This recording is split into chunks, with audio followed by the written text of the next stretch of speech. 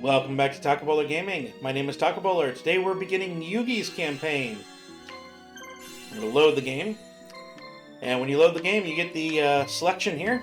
And we're going to load over and play Yugi's campaign in Yu-Gi-Oh! The Falsebound Kingdom. War campaign. Those who claim to control the gods are in fact controlled by the gods. Alexander Irvine, philosopher. Well, this must be the lab mentioned in the letter you got. Sick Domino Labs, yeah, this looks like the place. It's pretty far from the city, there's nothing else here. Doesn't the building look futuristic? Sick is a famous overseas game company, isn't it? It's a new game company that just started here in Japan, but it's already becoming a major player. Although it's relatively new, it's gotten pretty big by releasing a bunch of innovative games. They've been using 3D images and virtual reality research to create some amazingly lifelike environments. Sounds a lot like what Kaiba's company does. According to this invitation, they're doing the exact same work as the Kaiba Corporation. SICK has incorporated cutting-edge technology to develop next-generation virtual reality technology. SICK hopes to work in the field of games to perfect this technology using the widely popular Duel Monsters. SICK plans to further develop the technology through gameplay. The technological goals may be scientific, but if they're using Duel Monsters, I want to get a look at it. Me too, this is so exciting. But why did they send invitations to us? I think they sent invitations to everyone that ranked well in the Duelist Kingdom and Battle City tournaments. In order to test the new duel simulator Kingdom, SICK is sponsoring a test trial, and respectfully ask for your assistance in helping us make Kingdom the best game it can be. It also says to bring friends if you want. Naturally, I thought of you guys right away.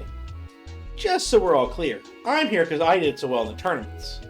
Oh yeah? Then where's your invitation? They must have sent it to the wrong address. Yeah, sure. At least we know Yugi is here as a finalist. That's it. Come on, Tristan. I'll take you right here and right now. Stop it, both of you.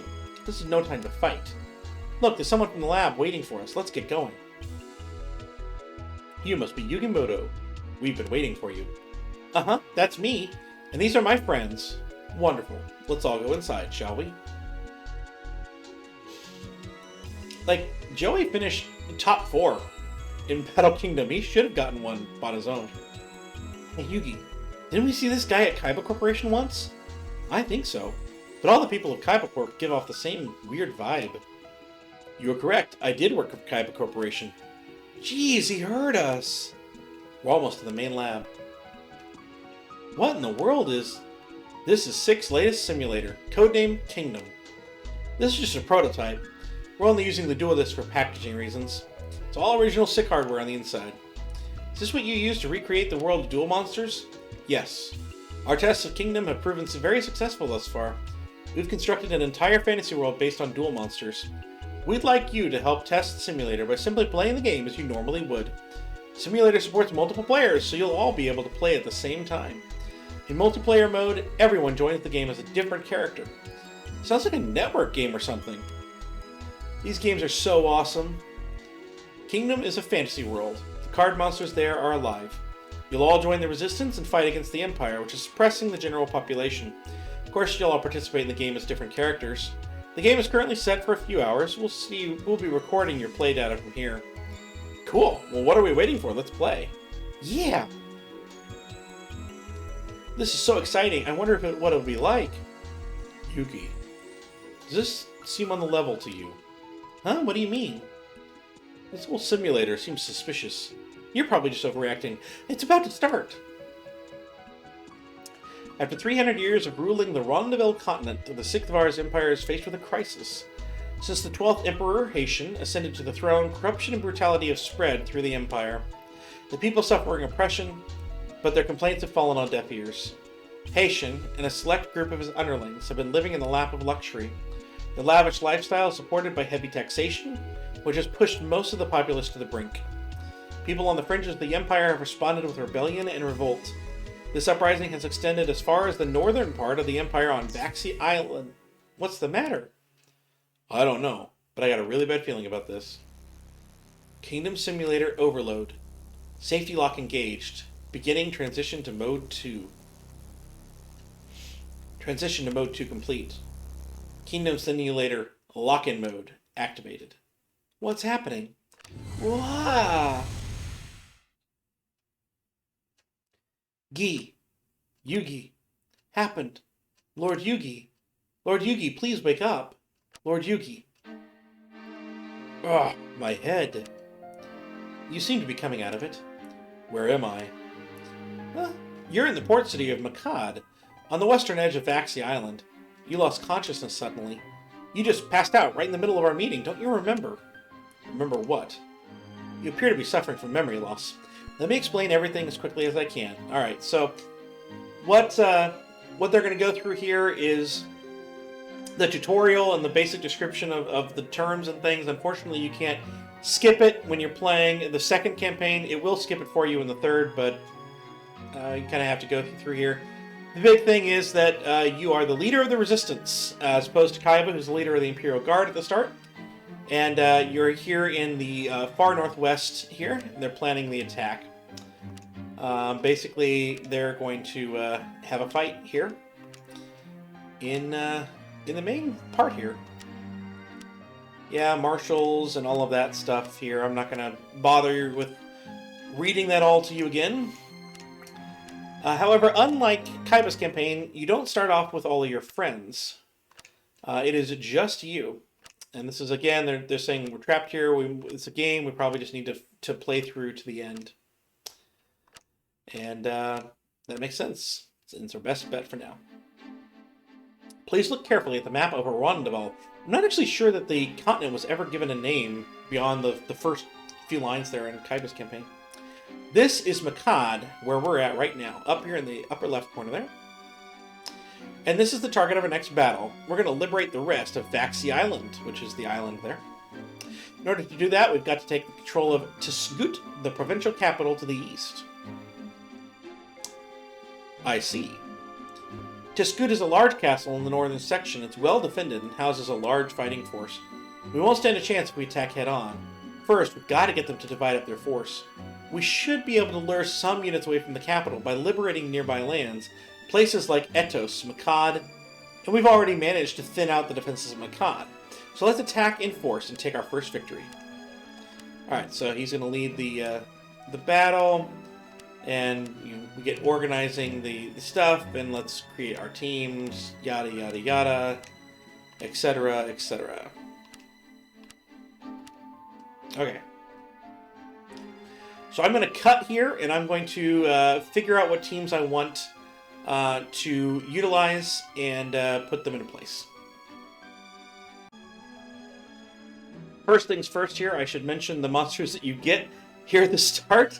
You get Kuribo, which is the one we faced there at the end. If you have the multiply item, which I'm not even sure you can get through Kaiba's campaign, if you have that item, it becomes an okay monster, but again, that health points is pretty bad. Celtic Guardian, who's a relatively strong warrior monster here. Good action points at the start here. And then Feral Imp, who's a Darklands monster, and again, relatively strong. A few less action points, but still an okay option. Down here to Fizdiz, we get Kenny Kabuto, who is a weak water monster, and he does get an attack that attacks everyone, I believe, but not overly strong. The Horn Imp, which is again a strong monster with good action points here at the start. And then Penguin Soldier, who's a weak monster with good action points here at the start. Kind of cute. And then finally, Shimon, who gets Shadow Spectre, a lot of action points, pretty weak. I think it poisons eventually. Zombie Warrior, which is again solid monster, good action points, good attack. And then Beaver Warrior, again, good action points, good attack. Now I'm going to create my teams and figure out who I'm bringing over and who I'm keeping. Okay, so this is what I'm going with here. I didn't wind up keeping any of the monsters from those first teams in the first batch here. It's not to say they will never come back. I do like a couple of them, particularly the Celtic Guardian and particularly some of the warrior monsters. But I wanted to keep the Forest Adept team around and intact. And then this was lower level than any of all the monsters are level 30 coming out of there. So we're going to go ahead and try and train these guys up here. And they've got their items. And then Yugi has a couple of monsters I will need for polymerization teams later on in this campaign. And then I've got Moisture Creature here to try and train him up, and he's got Slifer's Orb, and that's really the plan, is we're going to use Slifer the Sky Dragon to get some experience, particularly for Moisture Creature. So, yeah, let's go ahead and go. Go ahead and go. The Resistance is about to engage in its first battle. Let's take the victory this day. As you can see, there are 4 villages, including the enemy's main base at Makad and the base at Jakud. Thanks to our earlier planning, the main enemy force is much smaller than it once was and is not massed nearby. The ruler, Atos, has no idea that we're ready to attack. Let's take this chance to secure our position in the area. First, send someone to free the village of Ruthum. It's not very far from Jakud. The village is filled with supporters of the Resistance. It will be a good foothold from where we can attack. As we free the nearby villages from oppressive Imperial rule, they will offer us items and money. We'll need both of those to help build up our force. We should try and free as many places as possible. Currently, all of our teams are holding position in Jakud. Let's select teams to send into battle and go and free the village. So this is something that you maybe want to do. Wherever you go to attack, that's where they will come out and go. So may not hurt to go there. And there is a roaming monster in the forest between Makad and Jakud. And I'm going to send my little forest team on down there to have them set up. And they'll be in a nice defensive position as well. And then we're going to put Yugi down here. And I want to see how fast Moisture Creature does move. He's supposed to move very fast. He does move fast. Zoa, not as much. But that's okay. There is no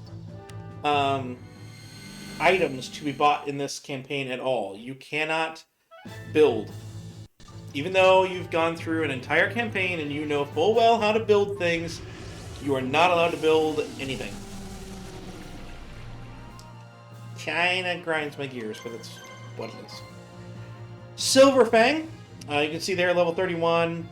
Very strong, stronger than any of the monsters I just said were strong. Good action points there. Don't know if that would change with a low-level marshal like we have, but worth looking at, I guess. But, yeah. Our well-trained teams with good items are going to make easy, quick use of this single monster. A little bit harder to face at the very first of a new campaign, but it is. And I don't like that all the monsters start at level 31, but the marshals start at level 1. They're going to get strong experience. You get more experience for the faster guys, but come on. Level 1. Come on now. So yeah, he'll sit there and guard the main capital. That's fine. So here you have a choice. We've freed the area. We can build up our defenses. Which I think you can't even build equipment. I don't know why you're talking build up defenses. Or you can just attack. And so we're going to have Yugi come in behind here. I would like to go ahead and have this defense happen. And I think that having that lower level team fighting in defense will help. It's only a level 1 defense, but it's still defense. And considering how few action points I have, that might be beneficial. Or any of that team castle adept or something like that. Nope, there is a road adept though. So that may actually be better to stick them. Nope, can't. He's too close. It may actually be better to have stuck them out on the road. We'll get that road adept. Although this is a very small castle, we might still get the road adept. They had 2 each. If he's got 3, then we're good. Nope. Nope, didn't get it. That's fine. So you can see I'm starting to build up my machine team here with this this group, and the 2 machines do have shock shell, so they have that advantage. They do have that advantage. So we can attack everyone if we so desire, but with only 2 attacks, I think it might be more prudent to try and knock somebody out. And I'm going to attack the one that has 3 action points at its beginning, which is the larvae moth here. So we'll knock that one down.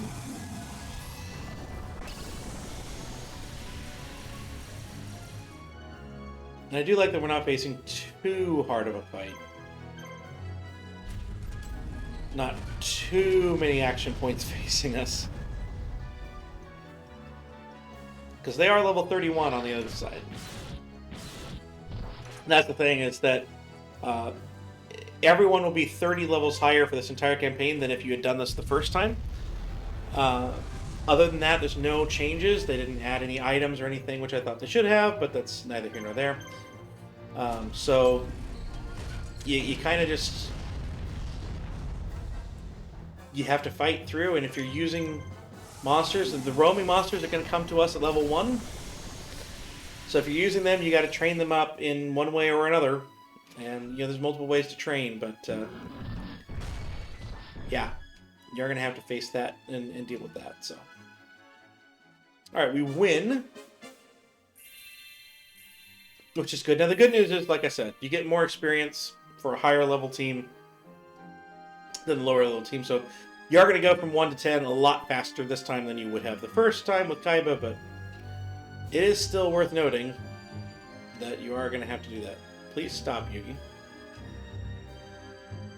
Oh, just barely in front of it. I thought he had actually gotten in there and started that fight.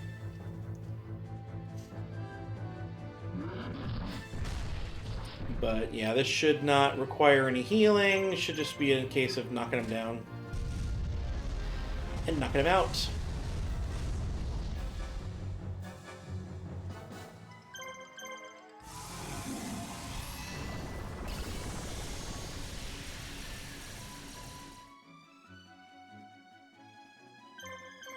And there we go.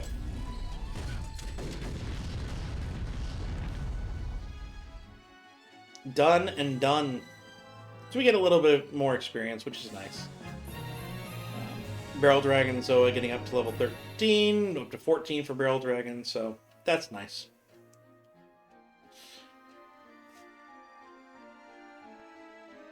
Alright, Yugi, get in there. It's time to attack the enemy base, yada yada yada. Yeah, the castle helps them defend. It's fine. You insolent runt! Just who do you think you are? Guards! Where are my guards? You're the only one left now. Prepare for the end. Traitors! How dare you revolt against the Empire? I'll take some of you with me before I'm done. We're facing off against Etos. And he is overconfident. So he does have basic insect over there, but that basic insect does not have the item that scared us the last time. The other thing is that Blackland Fire Dragon will join our team once we have completed this. He's an okay monster, 9 adapt, but nothing overly special about that other than it's strong in attack. But I think what I'm going to do is utilize Slifer's Orb so that no one is really in danger. And the Moisture Creature gets as much experience as humanly possible, because each one of these 3 monsters that were on the field will get experience as if they were doing all the fighting that this monster will do. And when you summon the Egyptian God cards, you're only allowed to summon 1 per item that you have, but you get an item each time you finish a campaign. You get one of those items, so you can rack them up. You can have 9, theoretically, on a team that has that ability of Master of the Egyptian God cards, which is Yugi, Kaiba, and Isuzu at the end.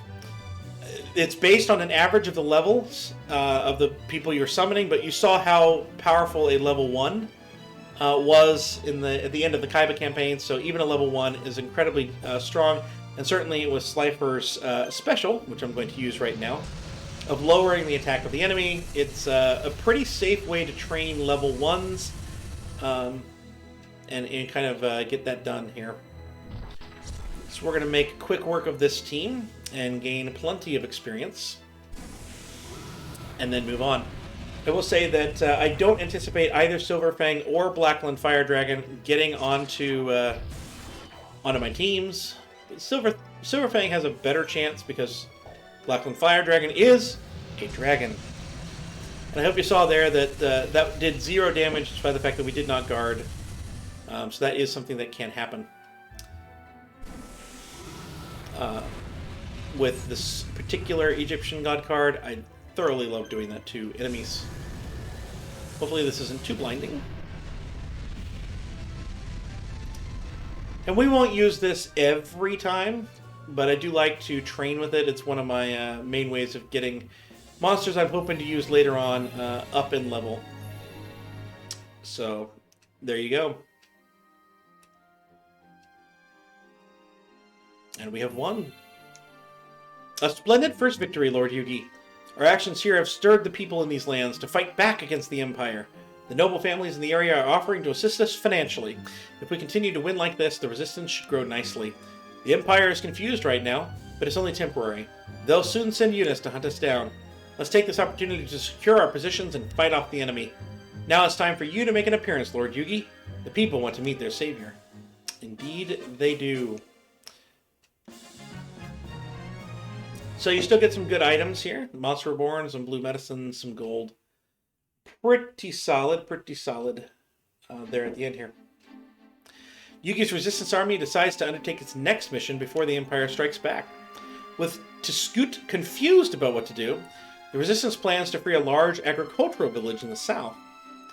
Our success in freeing Makud area has strengthened the determination of the resistance. Let's strike the stores of the Imperial forces while morale is high. We can cut them off from their supplies. The southern part of the island is mostly farmland. The Empire works most of the farmers like slaves. If we can free this area, all supplies to Tskut will be cut off, and we can gain a significant advantage. However, General Sebekel, one of the fiercest generals in the regular Imperial army, appears to be in the area. Sebekel is a dangerous foe, well known for his ferocity. I don't believe he has a large force with him, but we should still be careful not to make any mistakes. That reminds me, yeah, items and all of the items, etc., etc. I've been talking about gaming. I hope you've enjoyed this episode. If you did, please do like, please do comment, please do subscribe down below. All that good stuff. And I'll see you next time.